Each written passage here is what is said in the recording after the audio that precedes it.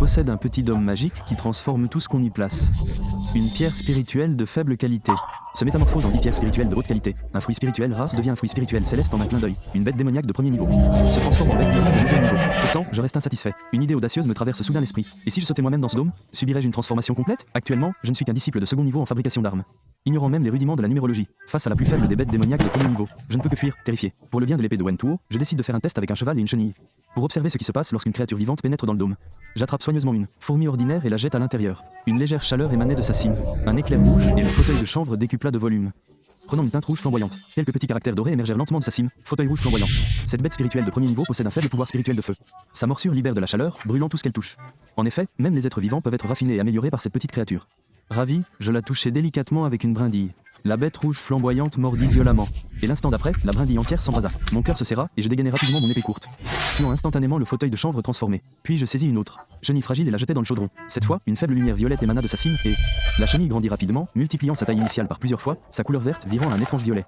Elle suintait également un liquide épais et venimeux. Une vision qui glaçait le sang. De petits caractères réapparurent sur le bras supérieur. Bête spirituelle de premier niveau, à poison violet puissant. Renfermant un poison immense.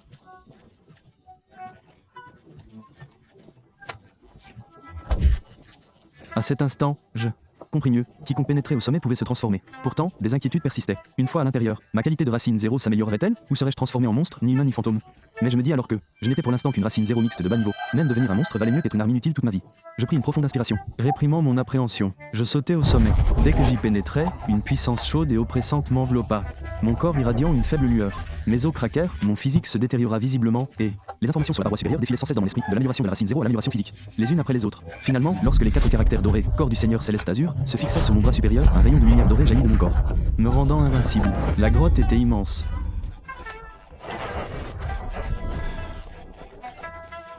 Je poussai enfin un soupir de soulagement. Le cœur. Cœur. Le corps du Seigneur Céleste, un physique légendaire, juste après le corps saint. Posséder un tel physique signifiait une vitesse de cultivation bien supérieure à celle des gens ordinaires et une force physique inégalée.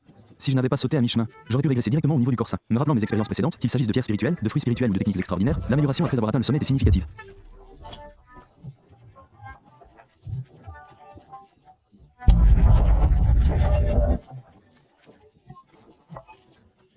Cependant, après la joie initiale, je me calmai rapidement. Un arbre qui se dresse face au vent est inévitablement contraint de se redresser. Le corps du Seigneur Céleste était trop éblouissant. Une fois exposé, il attirerait inévitablement la colère et les pièges des disciples des sectes. Et d'innombrables autres le harcèleraient. Le secret du corps du Seigneur Céleste serait encore plus difficile à dissimuler. Supprimer l'aura de ce physique et la développer discrètement était pour l'instant la solution la plus sûre. Je retournai dans ma chambre, pris quelques fruits spirituels que j'avais raffinés auparavant, les mangeai. M'assis en tailleur et commençai à raffiner leur pouvoir spirituel grâce à ma technique de cultivation. En moins de 2 heures, je pus pénétrer dans la chambre intérieure. Je sentis mon pouvoir spirituel interne augmenter considérablement, atteignant la fin du 2e niveau de raffinage d'armes. À ce rythme, je pourrais atteindre le 3e niveau dès demain. Le soir suivant, à la faveur de l'obscurité, je me dirigeais vers le verger avec l'intention de collecter des dizaines d'os spirituels pour faciliter ma cultivation. Cultivation. Je vis plusieurs hommes robustes vêtus de vêtements hétéroclites s'approcher. Leur chef n'était autre que Jiang Wu, le chef du district de Linshan. Jiang Wu était connu pour son autoritarisme et sa capacité à réprimer toute forme d'influence. Aujourd'hui, il avait amené des hommes. De toute évidence, ils étaient là pour voler les fruits spirituels. Mon cœur se serra, mais je ne pus que feindre le respect. Frère Wu, êtes-vous venu fouiller le verger? Jiang Wu ricana, fouillait mes pieds. Les fruits spirituels de qualité moyenne étaient exclusivement réservés aux membres de la secte extérieure. Jiang cherchait délibérément à me provoquer. Il leva la main et...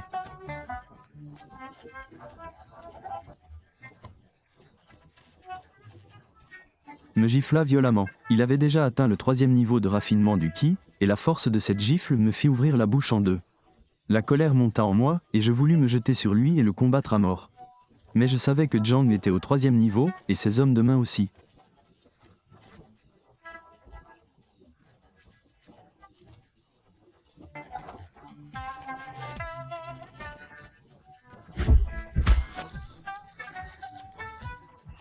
J'endurais la douleur atroce dans mon dos et me relevais lentement, le cœur rempli de haine. Le monde de la cultivation était vraiment un monde de requins, même au sein de la secte. Sans force, on ne pouvait que se soumettre au 7 esprits. Je n'osais imaginer la cruauté du monde extérieur. J'ai juré de faire payer l'humiliation subie aujourd'hui. Au centuple, je me suis précipité dans le verger et j'ai cueilli une 40aine ou une 50aine de fruits spirituels de qualité moyenne.